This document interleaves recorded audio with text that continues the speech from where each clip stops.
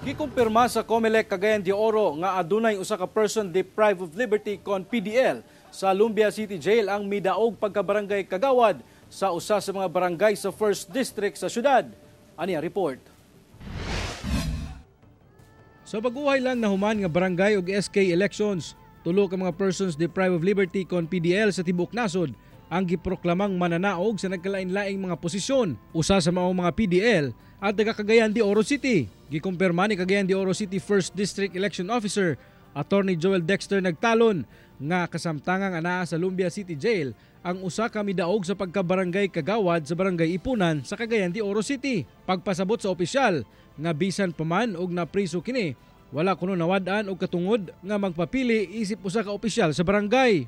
We have the presumption of innocence nato. So whether you are face a criminal case or not, unless you are proven guilty or there is a decision and it has become final and executory, magpabilin gihapon ang iyang rights. Walay suspension sa iyang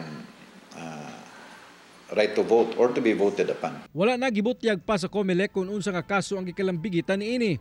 Apan tataw kuno ang desisyon sa mga katawhan sa lugar nga ibutang siya isip usa sa mga kagawad sa ilang barangay. Sa hisgutanan sa pagpanerbisyo, aminado ang COMELEC nga medyo adunay bikil. Apan nanasab kuno yung mga legal remedies nga mamahimong himuon sa kampo sa maong PDL Kagawad. Probably he can file a motion sa trial court for the court to allow him session sa sangguniang pambarangay. Or kung musugot sila o ma-appeal siya via Zoom or other technological nga mga means nga maka-participate sa proceedings, wala may problema siguro. Kauban si Jaybert Pairat sa kamera.